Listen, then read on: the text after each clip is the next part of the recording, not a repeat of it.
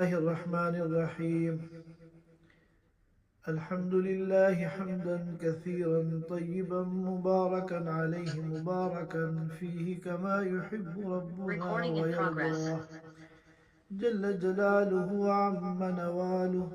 صلى الله تعالى عليه وعلى آله وأصحابه وبارك وسلم تسليما كثيرا كثيرا. أما بعد فأعوذ بالله من الشيطان الرجيم. وعهدنا إلى إبراهيم وإسماعيل أن طهرا بيتي للطائفين والعاكفين والركع السجود. ويقول النبي صلى الله عليه وسلم كما أخرجه الطبراني والحاكم: من اعتكف يوما ابتغاء وجه الله عز وجل جعل الله بينه وبين النار 3 خنادق كل خندق أبعد مما بين الخافقين، أو كما قال عليه الصلاة والسلام. محترم خواتین و حضرات، رمضان کا انتہائی مبارک اور عظیم الشان مہینہ چل رہا ہے، اور یہ مہینہ جو 3 عشروں پر مشتمل ہے، اس کا تیسرا اور آخری جو عشرہ ہے، یہ پورے اس مہینے کا عطر اور خلاصہ ہے. رمضان کا آخری عشرہ یہ پورے مہینے کا عطر اور خلاصہ ہے، جو چند ہی دنوں کے بعد شروع ہونے والا ہے. اس اخیر عشرے کی ایک خصوصی عبادت اعتکاف ہے. انشاءاللہ اسی مناسبت سے آج ہم اعتکاف کے موضوع پر چند باتیں عرض کریں گے، اور آخر میں کچھ روزے کے مسائل ہیں جو پچھلی مجلس میں رہ گئے تھے. انشاءاللہ اعتکاف پر بات پوری ہونے کے بعد اسی مجلس کے آخر میں ہم ان مسائل کو بھی بیان کریں گے. اعتکاف ایک انتہائی عظیم الشان اور انتہائی مبارک عبادت ہے، اور تعجب کی بات یہ ہے کہ جتنی عظیم اور آخرت ساز یہ عبادت ہے، اتنی ہی مسلمانوں میں اس کی طرف سے بے توجہی اور لاپرواہی پائی جاتی ہے. اگر ہم اس عبادت کے دینی اور دنیاوی اور اخروی فوائد پر غور کریں تو ہمیں پتہ چلے گا کہ اس عبادت کے اندر کتنے ہمارے لیے دنیاوی اور اخروی فوائد چھپے ہوئے ہیں. اسی لیے میں نے ایک لفظ استعمال کیا ہے: آخرت ساز عبادت، آخرت کو بنانے والی. آخرت میں جہاں ہم ایک ایک نیکی کے لیے ترسیں گے، اور شوہر بیوی کو دیکھ کر بھاگنے لگے گا، باپ اپنی اولاد کو دیکھ کر بھاگنے لگے گا، اولاد اپنے ماں باپ کو دیکھ کر بھاگنے لگے گی روز محشر میں کہ مجھ سے یہ کوئی ایک نیکی کا مطالبہ نہ کر لے. ان نیکیوں کو اپنے نامہ اعمال کے اندر زیادہ سے زیادہ جمع کرنے کا مبارک موقع یہ رمضان کے اخیر عشرے کا اعتکاف ہے. لیکن افسوس یہ ہے کہ مسلمانوں میں اس کی طرف دلچسپی اور توجہ بہت کم پائی جاتی ہے. بہت سے لوگ تو اس وجہ سے اعتکاف میں دلچسپی نہیں لیتے کہ ہمارا کاروبار ہے اور عید کا سیزن ہے، ہم اگر اعتکاف میں بیٹھ جائیں گے تو پورے سال کی ہماری جو یہ کمائی ہے اس کا کیا ہوگا. اور جن کا کاروبار نہیں ہے وہ عید کی تیاریوں کی ان کے اندر اتنی دلچسپیاں ہیں کہ وہ اس کی وجہ سے اعتکاف میں بیٹھنے کو اپنے لیے بہت بڑا بوجھ سمجھتے ہیں، حالانکہ یہ دنیا کے معمولی سے فوائد کے لیے آخرت کے اتنے بڑے فائدے کو ٹھکرانا یہ کوئی عقل مندی کا کام نہیں ہے۔ اگر ہمارے گھر میں کوئی کاروبار ہوتا ہے، ہم 4-5 لوگ مل کر اس کاروبار کو کرتے ہیں، تو ہم یہ نہیں کہتے کہ آپ کاروبار کو بند کر دیں، عید کا سیزن ہے آپ کاروبار کریں، لیکن کم از کم گھر کے 4-5 مردوں میں سے کسی ایک مرد کو اعتکاف میں ضرور بٹھا دیں۔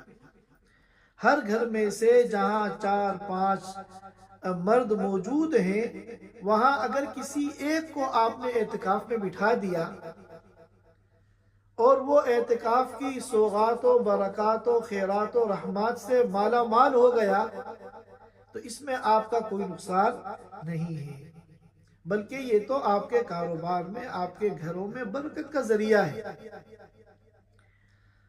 اور اسی طرح علماء کرام نے فرمایا کہ اعتکاف کا ایک سب سے بڑا فائدہ تو یہ ہے کہ رمضان کا مہینہ تو ہمیں اللہ نے دنیا کے لیے دیا ہی نہیں، رمضان کا مہینہ تو صرف اللہ نے اپنی طرف رجوع کرنے کے لیے دیا ہے، لہٰذا اللہ کی عبدیت کا تقاضا اور اس ماہ مبارک کی قدردانی کا تقاضا یہ ہے کہ ہمارا ہر لمحہ اللہ کی عبادت میں مشغول ہو،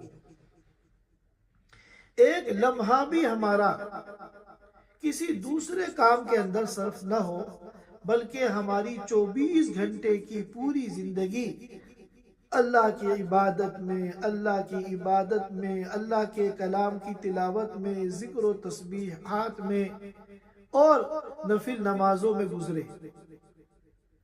لیکن انسان کی فطرت ہے کہ ایک کام کو جب وہ تسلسل کے ساتھ کرتا ہے تو مسلسل ایک کام کو کرتے کرتے فطری طور پر وہ اکتا جاتا ہے اور پھر وہ اس کو کنٹینیو نہیں کر پاتا یا نہیں کرنا چاہتا، اکتاہٹ ہونے لگتی ہے۔ تو اعتکاف کا سب سے بڑا فائدہ یہ ہے کہ اگر آپ اعتکاف کے ایام میں عبادت کرتے کرتے تھک گئے یا اکتا گئے، آپ سستانے کے لیے خاموش بیٹھے ہیں تو بھی آپ عبادت میں ہیں، آپ اگر آرام کر رہے ہیں تو بھی آپ عبادت میں ہیں، آپ اگر سو رہے ہیں تو بھی آپ عبادت میں ہیں، آپ اگر کھانے اور پینے میں یا اپنی کسی بشری ضرورت کو پورا کرنے میں لگے ہوئے ہیں تو بھی آپ عبادت میں ہیں، کیونکہ ہر حال میں آپ معتکف ہیں۔ اور اعتکاف ایک انتہائی عظیم الشان عبادت ہے۔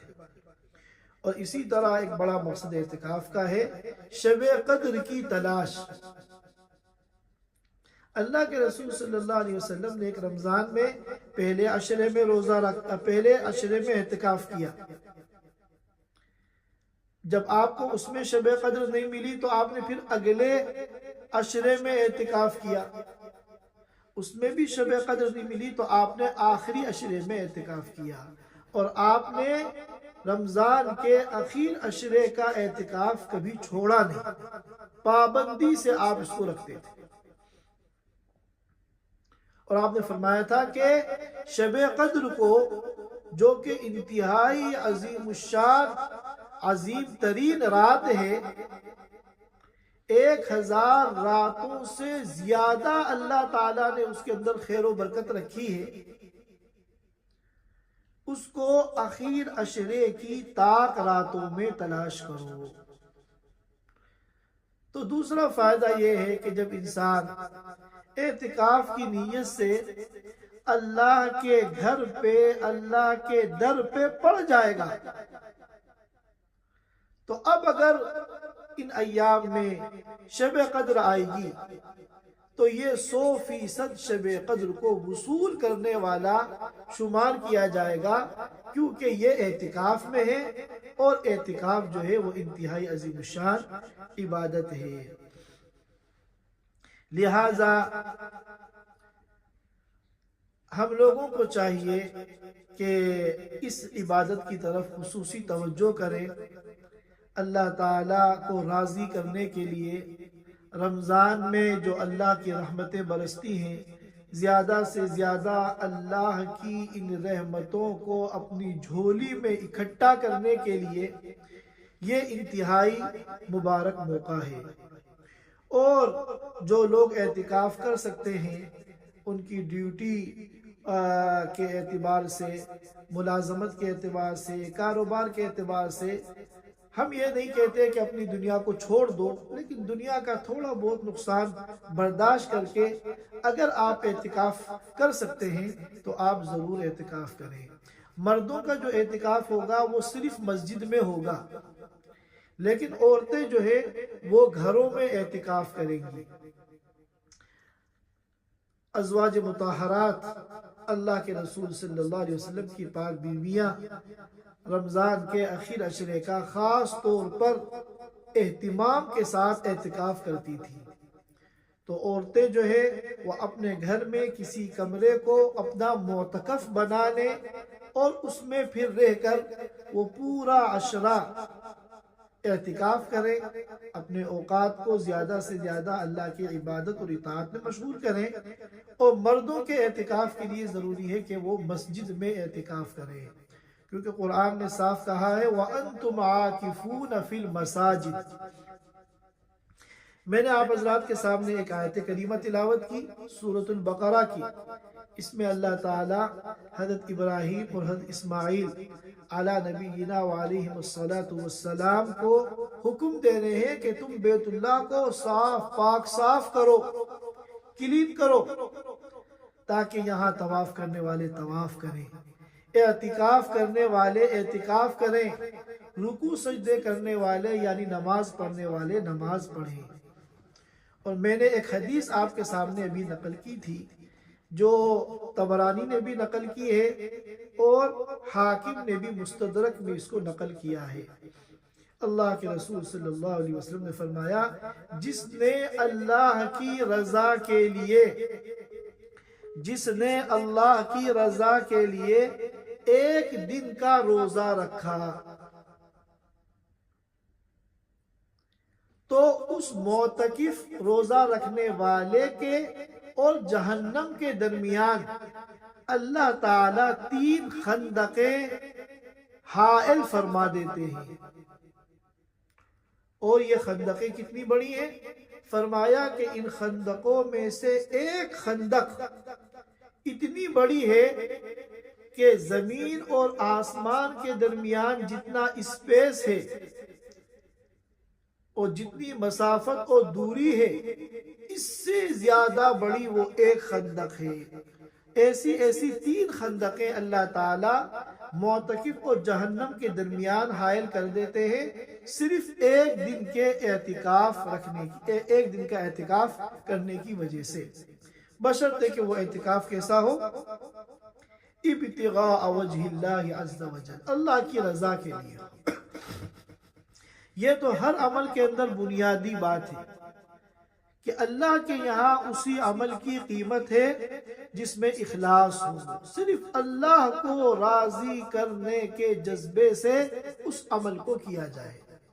اگر دنیا کا کوئی فائدہ ہے یا دکھلاوا ہے یا لوگوں کے دلوں پر اپنی دینداری کا سکہ بٹھانا ہے تو پھر بڑا سے بڑا عمل اللہ کے یہاں اس کی کوئی قیمت نہیں ہے، بلکہ یہ عمل بجائے کام آنے کے قیامت کے دن اس شخص کے لیے وبال جان بنے گا۔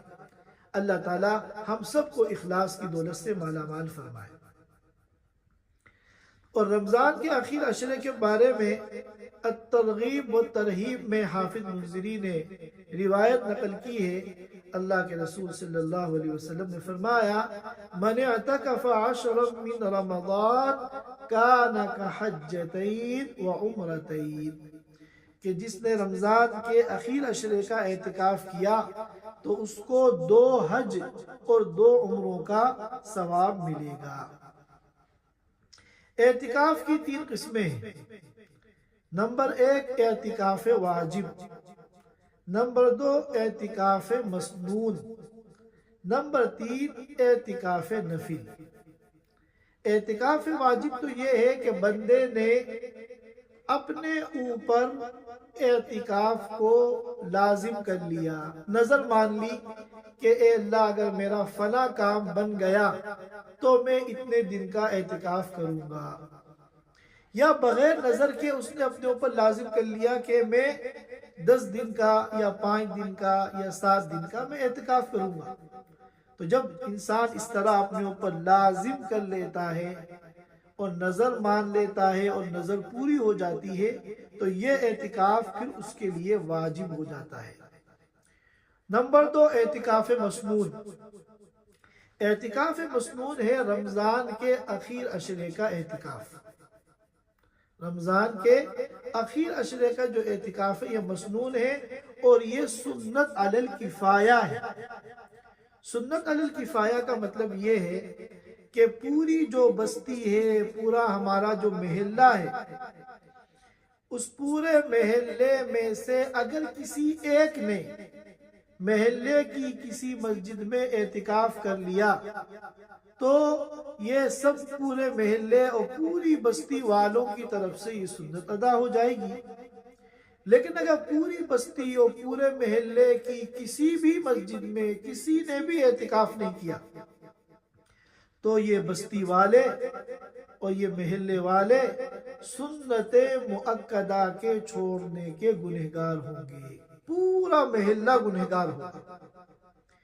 تو عام طور پر ہمارے یہاں اس حد تک تو عمل ہو جاتا ہے کہ ہمارے محلے کی مسجد میں ایک نہ ایک کوئی معتکف آ جاتا ہے، ٹھیک ہے، ایک محلے کی جو ایک ذمہ داری تھی شرعی اعتبار سے وہ ذمہ داری پوری ہوئی، لیکن اعتکاف کرنے سے دین و دنیا کے جو فوائد ہیں ان فوائد کو زیادہ سے زیادہ حاصل کرنے سے ہم محروم رہ گئے۔ لہٰذا ہر ایک کو چاہیے کہ خود اپنی ذات کے اعتبار سے ارادہ کرے اور نیت کرے اور اپنی کاموں کی ترتیب بنائے اور مسجد میں اعتکاف کرنے کی کوشش کرے۔ اور تیسری جو قسم ہے وہ نفل ہے۔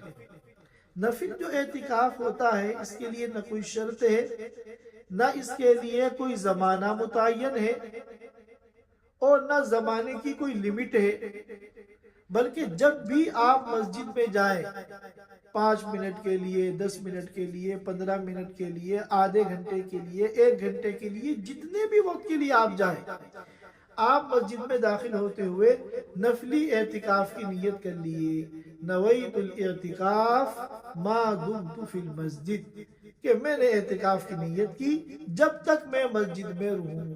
اب جب بھی آپ مسجد سے باہر نکلیں گے آپ کا یہ نفل اعتکاف پورا ہو جائے گا۔ لیکن یہ جو اعتکاف مسنون ہے اس کے صحیح ہونے کے لیے 5 شرطیں ہیں۔ رمضان کے اخیر عشرے کا اعتکاف جو کہ سنت ہے، مسنون ہے، اس کے صحیح ہونے کے لیے 5 شرطیں ہیں۔ ایک شرط تو ہے اسلام، بنیادی شرط ہے مسلمان ہونا، غیر مسلم کا اعتکاف معتبر نہیں ہے۔ نمبر 2 تکلیف، تکلیف کے معنی ہے مکلف ہونا، اور یہ بات میں کئی مرتبہ عرض کر چکا ہوں کہ مکلف ہونے میں 2 باتیں آتی ہیں، عاقل ہونا اور بالغ ہونا۔ عاقل ہونا، عقل مند ہونا، یعنی اگر کوئی مجنون پاگل اگر اعتکاف کرے گا تو وہ معتبر نہیں ہوگا۔ بالغ ہونا، چنانچہ کوئی نابالغ بچہ اگر اعتکاف کرے گا تو معتبر نہیں ہوگا۔ تیسری شرط ہے نیت، بغیر نیت کے آپ مسجد میں مہینوں رہیں اس سے اعتکاف نہیں ہوتا، بلکہ آپ کو داخل ہونے کے وقت اعتکاف کی نیت کرنی پڑے گی۔ نمبر 4 مرد ہونا، چنانچہ یہ جو مسجد میں اعتکاف ہوتا ہے اخیر عشرے میں جو کہ سنت مؤکدہ علی الکفایہ ہے، یہ صرف مردوں کے اعتکاف کرنے ہی سے ادا ہوتا ہے۔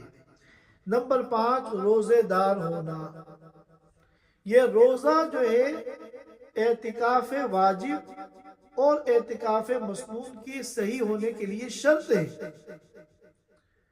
اگر کسی نے نظر مانی تھی کہ میں 10 دن مسجد میں اعتکاف کروں گا، روزے کا کوئی ذکر نہیں کیا، تب بھی اس کو اس 10 دن کا اعتکاف جو کرے گا روزے کے ساتھ کرنا ہوگا۔ روزہ جو ہے اس اعتکاف کے کس کا جزء لا ينفک ہے، چنانچہ اگر کسی وجہ سے روزہ ٹوٹ گیا تو اعتکاف بھی ٹوٹ گیا۔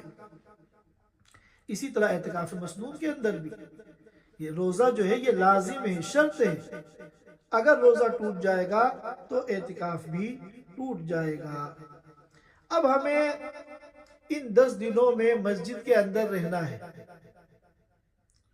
اور بلا ضرورت شرعیہ ہمیں مسجد سے باہر نہیں نکلنا ہے۔ اگر بلا ضرورت کے ہم مسجد سے باہر تھوڑی دیر کے لیے بھی نکل گئے تو امام ابو حنیفہ رحمۃ اللہ علیہ کے نزدیک اعتکاف ٹوٹ جائے گا، اعتکاف فاسد ہو جائے گا۔ پھر یہ جو ضرورت ہے یہ 3 قسم کی ہے۔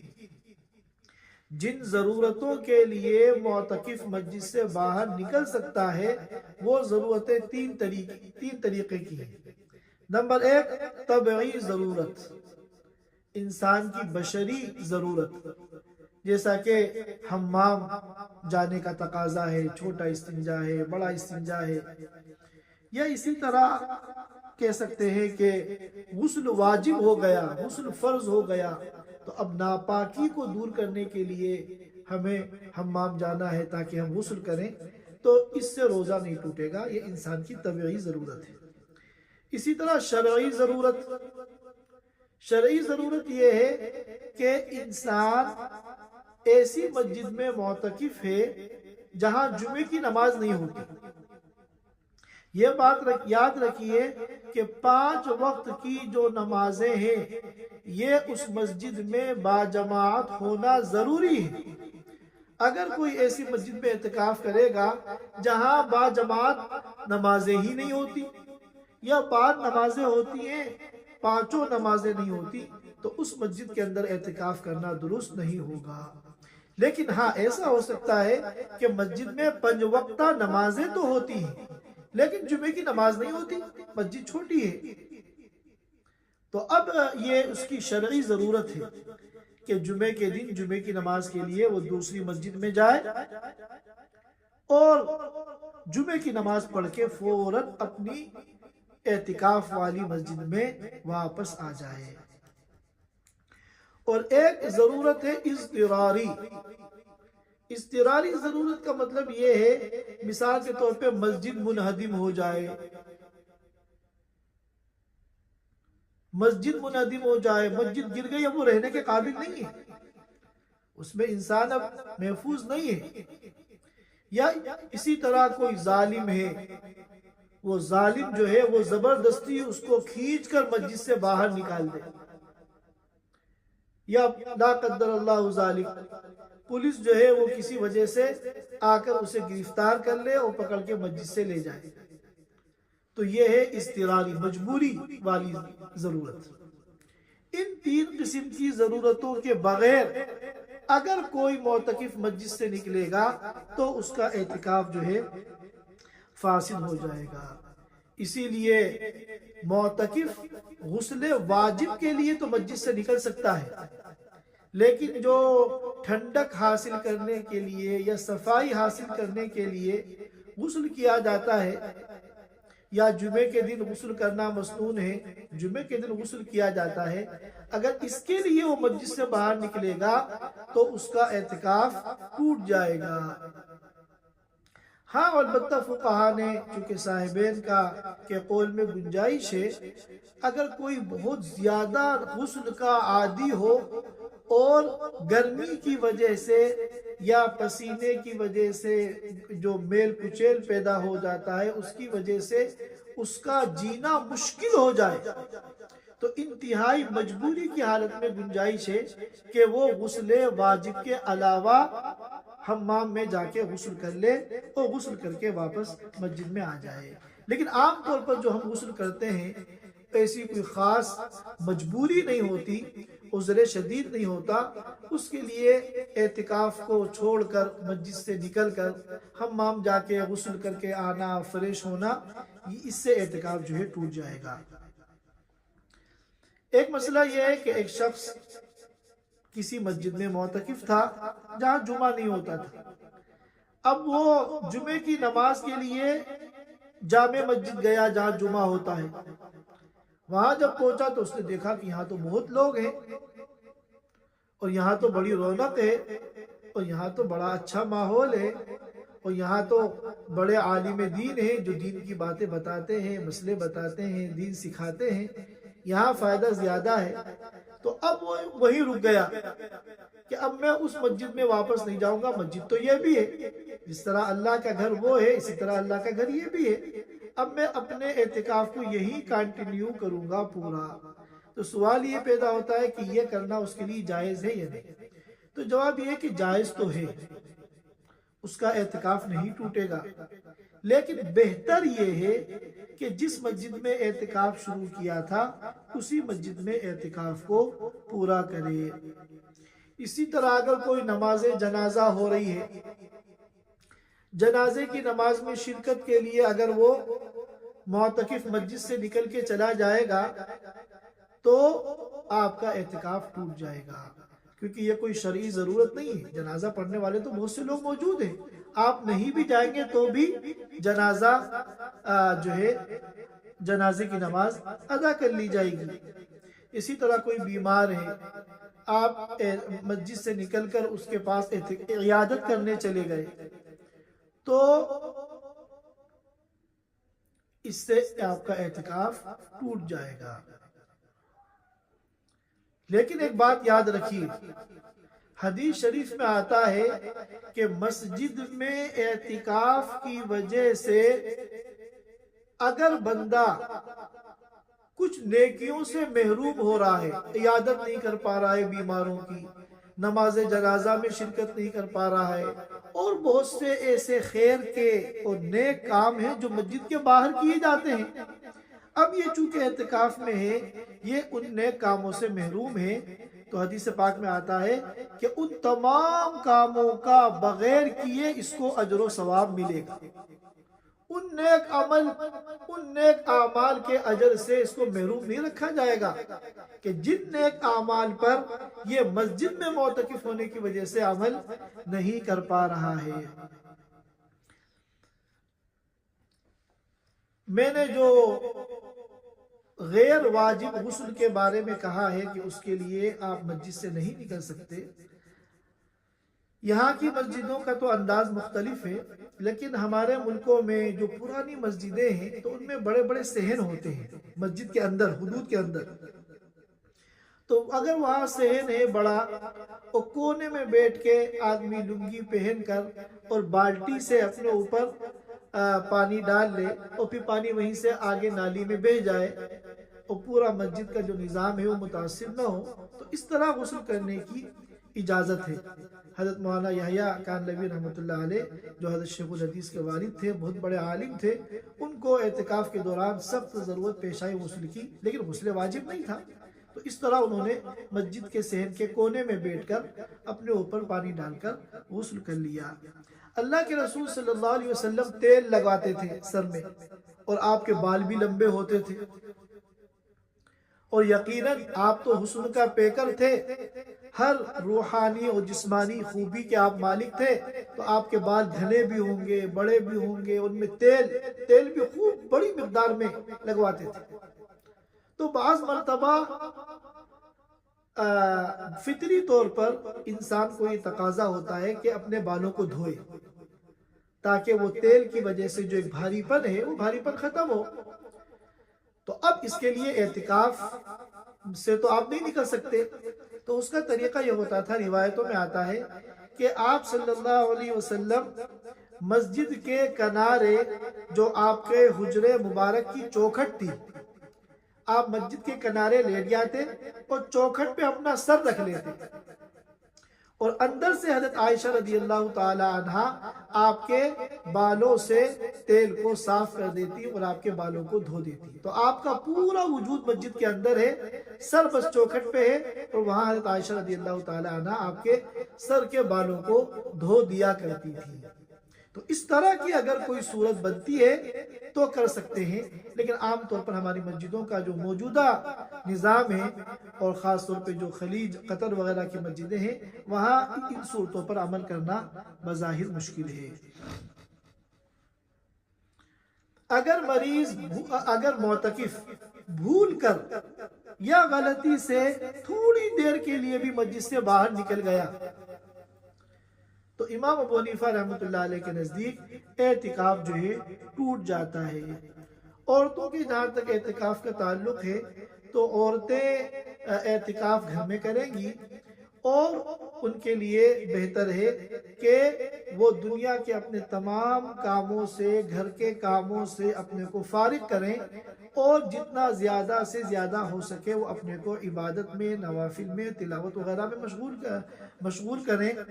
لیکن اگر کوئی ضرورت ہو کہ گھر میں پکانے والی کوئی ایک عورت ہے، افراد زیادہ ہے، کھانا زیادہ پکانا ہے، وقت کم ہے، اور اس ایک عورت کے اوپر کام کا لوڈ زیادہ ہے، تو اس نے یہ کہہ دیا کہ آپ یہاں اعتکاف میں بیٹھی ہوئی ہیں، تھوڑی سی یہ سبزیاں جو ہیں آپ یہاں بیٹھے بیٹھے کاٹ دیجئے، یا یہ پھل ہیں ان کو کاٹ کے آپ ان کی چاٹ بنا دیجئے، تو اس کی گنجائش ہے. سبزیاں اس طرح کاٹنے سے یا پھل کاٹنے سے، یا ضرورت کے موقع پر گھر والوں کا اپنے معتکف میں بیٹھے بیٹھے کوئی بھی مساعدہ اور ہیلپ کرنے سے اعتکاف جو ہے نہیں ٹوٹتا. اب اگر کسی کا اعتکاف ٹوٹ گیا تو ایک دن کا اعتکاف روزے کے ساتھ رکھنا ہوگا اس ٹوٹے ہوئے اعتکاف کی قضا کرنے کے لیے. ایک دن کا اعتکاف مسجد میں کرنا ہوگا روزے کے ساتھ. اس طرح وہ اعتکاف مسنون جو ٹوٹ گیا ہے رکھنے کے بعد، شروع کرنے کے بعد اس کی قضا ہو جائے گی. بہتر تو یہ ہے کہ پورے 10 دن کا اعتکاف کر لے، لیکن اس کی بھی گنجائش ہے کہ رکھا تھا اخیر عشرے کا اعتکاف اور پہلے یا دوسرے دن ہی اعتکاف ٹوٹ گیا، ابھی تو 7-8 دن باقی تھے، تب بھی مسئلہ یہ ہے کہ اگر ایک دن کی صرف قضا کر لے گا روزے کے ساتھ تو اس اخیر عشرے کے اعتکاف کی جو ٹوٹ گیا ہے اس کی قضا ہو جائے گی. یہ چند مسائل ہیں جن کا تعلق اعتکاف سے ہے.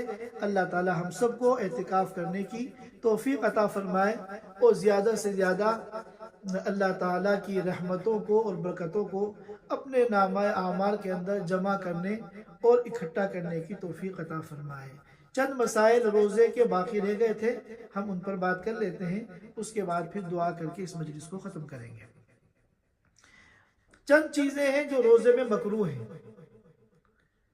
اپنے منہ میں بار بار تھوک جمع کرنا اور پھر اس جمع شدہ تھوک کو نگل لینا،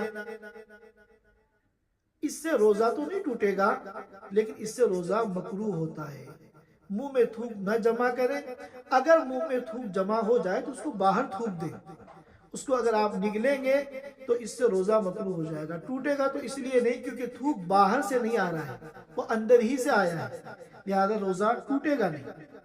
اسی طرح روزے کی حالت میں اگر ٹوتھ پیسٹ استعمال کریں گے یا کوئی منجن استعمال کریں گے تو چونکہ اس میں ایک خطرہ ہے کہ کوئی چیز حلق کے اندر چلی جائے تو اس لیے اس سے بھی روزہ مکروہ ہو جاتا ہے. اگر ٹوتھ پیسٹ یا منجن کا کوئی جز اندر چلا گیا یا دانت صاف کرنے کے لیے جو ہم نے کلی کا پانی لیا ہے وہ پانی کا کوئی قطرہ اندر چلا گیا تو روزہ ہی ٹوٹ جائے گا. لیکن اگر اندر نہیں گیا تو بھی روزہ مکروہ ہو جائے گا. اسی طرح اگر کسی عورت نے ایسی کوئی لپسٹک اپنے ہونٹوں پر لگائی کہ روزے کی حالت میں اس کی سرخی کے منہ کے اندر جانے کا خطرہ ہے تو اس سے بھی روزہ جو ہے مکروہ ہو جاتا ہے. اسی طرح روزے کی حالت میں بلا وجہ ایسے کام کرنا جو جسم کو تھکانے والے ہوں، اگر کوئی مجبور ہے تو مجبوری کی بات تو الگ ہے. اب کوئی بیچارہ مزدور ہے، کہیں کسی کمپنی میں کام کرتا ہے، اوپر سے فورمین کا، مدیر کا آرڈر ہے کہ تم یہ کام کرو، اور وہ کام ایسا ہیوی ہے کہ جس سے وہ تھک گیا ہے، تو یہ مجبوری ہے. لیکن بلا کسی مجبوری ہم اگر روزے کی حالت میں ایسا کام کرتے ہیں جس سے جسم تھک رہا ہے تو اس سے روزہ مکروہ ہو جاتا ہے. کیونکہ روزے کی حالت میں تو ہمیں اپنی ساری انرجی اللہ کی عبادت میں استعمال کرنی ہے.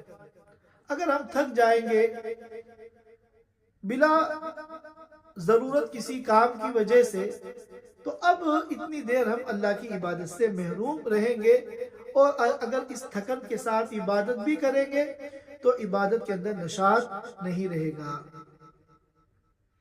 اسی طرح روزے کی حالت میں کوئی بھی گناہ کرنا، کسی بھی قسم کا کوئی گناہ اگر روزے کی حالت میں کرتے ہیں، چاہے ہم موبائل ہی میں غلط چیزیں دیکھیں، میوزک سنیں یا نامحرم کی تصویر دیکھیں، تو اس سے روزہ مکروہ ہو جاتا ہے. کیونکہ روزے کا جو مقصد ہی گناہوں کو چھڑوانا ہے، لعلکم تتقون. اللہ کے رسول صلی اللہ علیہ وسلم نے فرمایا کہ اگر تم اپنے گناہوں کو نہیں چھوڑ رہے ہو تو تمہیں بھوکا رکھنے میں اللہ کو کوئی دلچسپی نہیں ہے. یہ روزہ جو ہے یہ گناہوں ہی کو چھڑوانے کے لیے ہے. اسی طرح روزے کی حالت میں جب ہم وضو کرتے ہیں تو کلی کرتے ہیں، ناک میں پانی ڈالتے ہیں، تو اس میں مبالغہ کرنا یہ روزے کے لیے کراہت کا سبب ہے.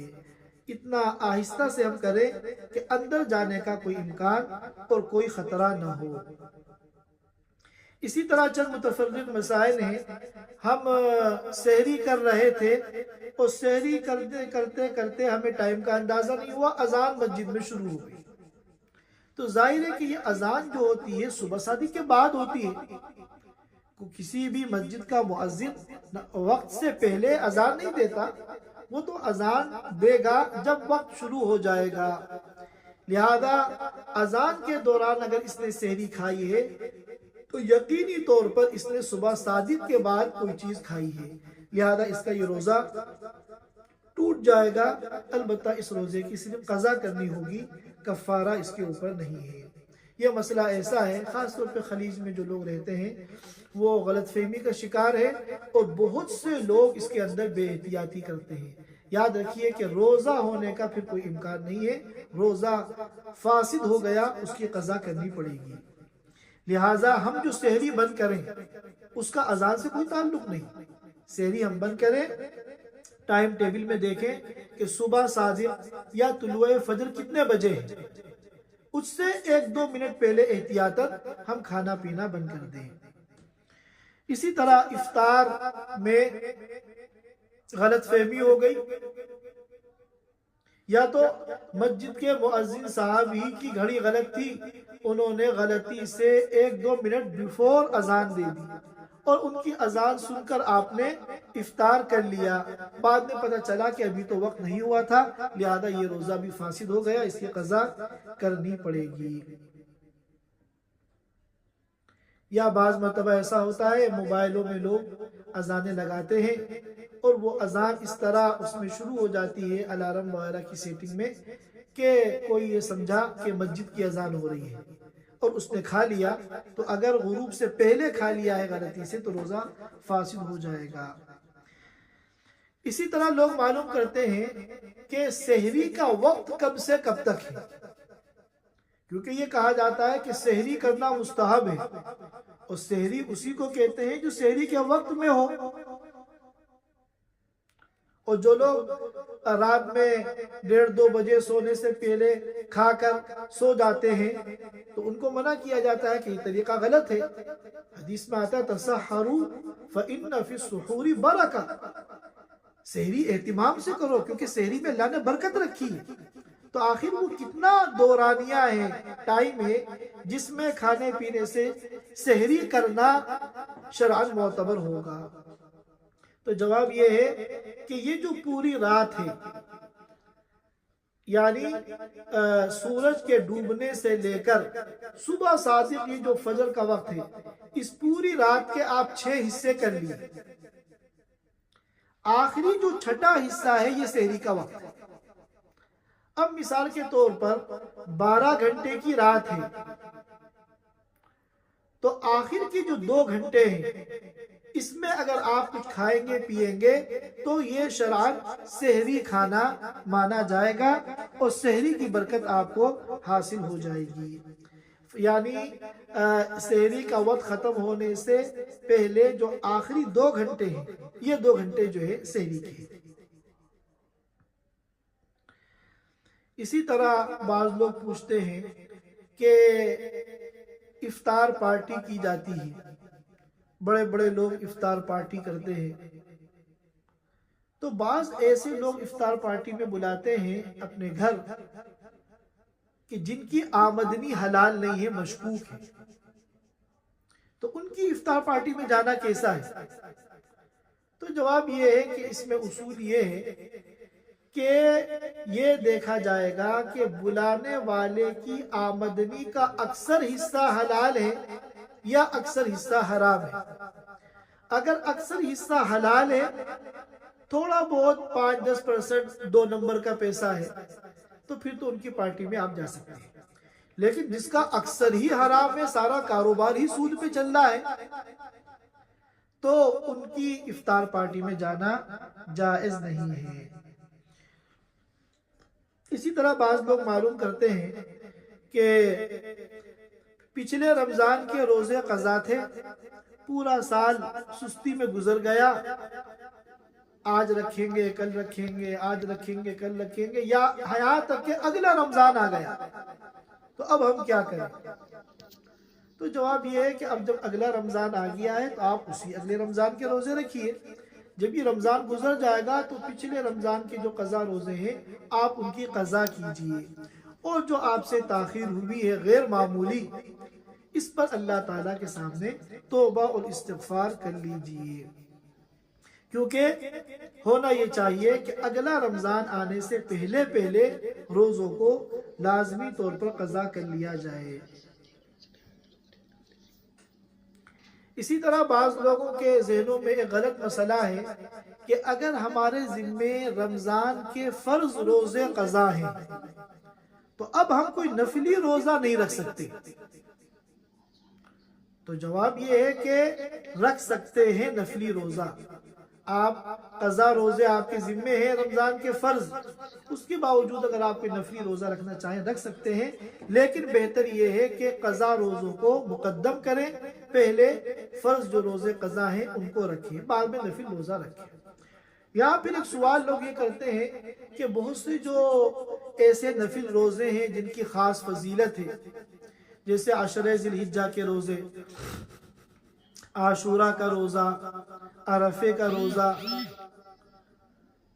اور اسی طرح پیر جمعرات کا روزہ ہر ہفتے، 13، 14، 15 عربی مہینے کی تاریخوں کا روزہ، تو ان روزوں میں اگر ہم قضا روزے کی نیت کر لیں تو کیسا ہے؟